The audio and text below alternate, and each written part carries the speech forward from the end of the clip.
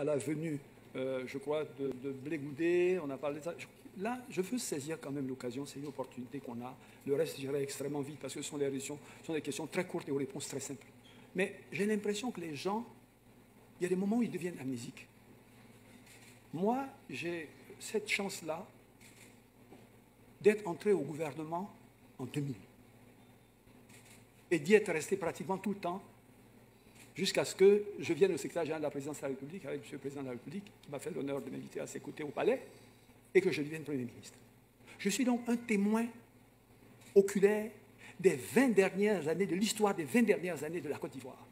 J'ai vu la Côte d'Ivoire plonger dans l'abîme et j'ai vu la Côte d'Ivoire en relever jusqu'à aujourd'hui où on est en train de parler d'une Côte d'Ivoire rayonnante, d'une Côte d'Ivoire qui à nouveau a retrouvé sa place dans le concert des nations, au milieu, au sommet du continent, rayonnant dans le monde, au point où on n'a plus de place dans les avions, tout est embouteillé parce que tout le monde veut venir faire des conventions en Côte d'Ivoire, tout le monde veut venir investir, on est même totalement surpris par le taux de croissance au niveau de la ville d'Abidjan. Mais ça ne s'est pas fait comme ça en un jour.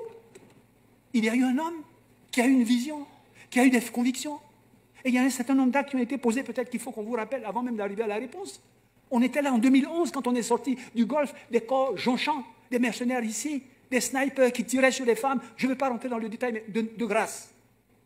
Le président Alassane Ouattara n'a fait que poser des actes en faveur d'un retour à une situation apaisée, stable, pour que le pays retrouve véritablement le chemin du développement durable. L'expérience professionnelle qu'il a eue tout au long de sa carrière lui a permis de voir dans de nombreux pays qu'en dehors de la stabilité et la paix, il n'y a d'issue pour personne, ni opposition, ni parti au pouvoir. Notre seul salut, c'est la paix. Et il n'a travaillé que pour ça, depuis le 2011. La CDVR, là qu'on arrive.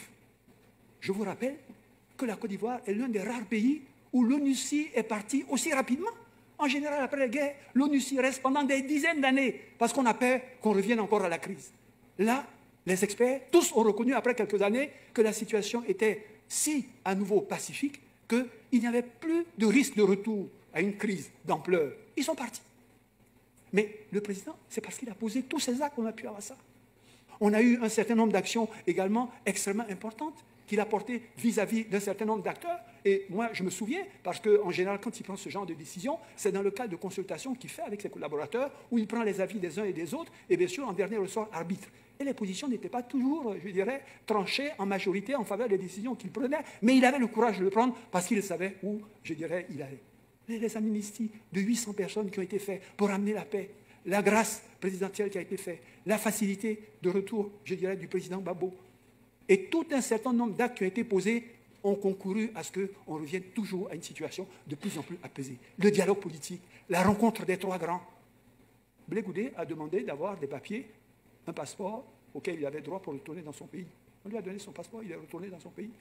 Si Soro veut retourner dans son pays, le 26 novembre, le 26 novembre, oui, mais pour moi, je sais, 26 ou pas 26, moi, je ne suis pas son calendrier. Hein. Donc, si c'est le 26, il viendra le 26. Il reviendra. Ceux qui veulent venir, revenir. Est-ce que vous savez qu'aujourd'hui, on a atteint également un palier que beaucoup de pays n'ont pas atteint, qui ont connu des crises qu'on a atteint? Est-ce que vous savez qu'aujourd'hui, personne dans le monde ne peut réclamer quoi que ce soit dans aucun pays en se prétextant du statut de réfugié ivoirien? C'est terminé. Le monde entier considère aujourd'hui que le pays est revenu dans une situation où rien ne peut justifier que quelqu'un aille en exil et dise qu'il est justifié. Quels sont les efforts qui n'ont pas été faits, Marietou est là, pour que les exilés rentrent? Je peux rentrer dans des détails, je ne veux pas aller dans les cas, mais honnêtement, le seul mot qu'il a dit aujourd'hui, si moi je suis quelqu'un de l'opposition, si moi je suis un Ivoirien, c'est merci. Parce que pour ceux qui ont vu l'histoire de ce qui s'est passé dans beaucoup de pays qui ont connu des crises, il était inimaginable qu'il y a 12 ans, quelqu'un aurait pu croire que la Côte d'Ivoire était aussi paisible que celle-là. Vous circulez dans les rues, vous voyez des policiers. On braque les voitures de qui ici? Quels sont les problèmes de sécurité qu'il y a? Au point où les grandes conférences, tout le monde veut les organiser ici. C'est 10 000, c'est 20 000 personnes qui viennent dans des conférences. À 22 heures, ils sont dehors. J'ai des amis sud-africains qui m'ont dit, mais attendez, où est-ce qu'on est là? J'ai dit, non, on est dans un grand township, parce que, voilà. Ils disent, mais c'est pas possible, on n'a rien à 22 heures, on sort, on va, on mange, on vient. J'ai dit, oui, c'est ça, c'est la Côte d'Ivoire nouvelle, c'est l'Ivoirien nouveau, c'est la vision du président de la République. Donc, on est dans un pays en paix.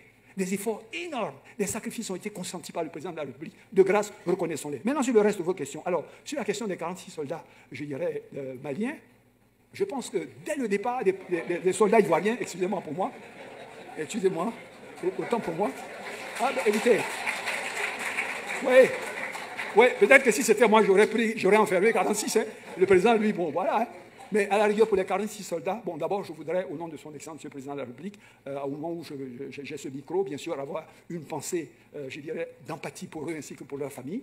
Mais dès le départ, du fait des relations séculaires entre la Côte d'Ivoire et le Mali, qui nous transcendent, qui datent de nos arrière-grands-parents, de notre histoire, le président a décidé de traiter ce sujet par la voie de la diplomatie. Et il n'a pas varié. Des personnes sont intervenues, etc. La voie de la diplomatie, et il n'a pas varié d'un iota, et il continue de prendre la voie de la diplomatie pour laquelle il a le sentiment qui est celle qui est la meilleure, qui permettra de dénouer cette situation. Je crois qu'on s'en tient à ça. Et c'est ce qu'on dit, et on continue d'avoir cette voie de la diplomatie, de la négociation, qui est une voie de sagesse, qui est une voie ivoirienne, et que notre président a pris pour nous mener là où nous sommes aujourd'hui, et qui lui vaut notre confiance. Continuons de lui faire confiance, on arrivera au bout. En réalité, si tu ne sais pas mentir, tu ne peux pas avoir un poste clé au RHDP. Moi, je pouvais comprendre qu'Alassane Ouattara est le plus grand des menteurs des présidents.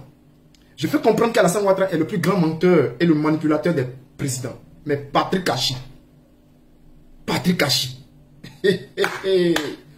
aujourd'hui, Patrick Achi nous dit que si Blé Goudé voulait son passeport, on lui a donné son passeport. Moi, je ne savais pas que la fabrication d'un passeport pouvait dépasser les 4 mois. Je ne savais pas ça. C'est seulement en Côte d'Ivoire que nous avons vu cela. Moi, je ne savais pas que en Côte d'Ivoire, on pouvait dire que Soro Guillaume est condamné à 20 ans de prison à perpétuité et que Soro Guillaume, on pouvait lui dire s'il veut rentrer, qu'il rentre. Sans l'amnistier, sans enlever la condamnation qui pèse sur sa tête et lui dire rentre et il va rentrer.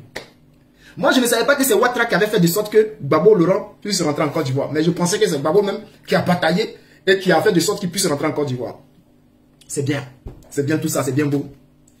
Mais les prisonniers politiques qui sont en prison là, Patrick Achi, il faut les libérer. Patrick Achi, Picheri Balé, elle est en prison, qu'est-ce qu'elle a fait? Il faut la libérer.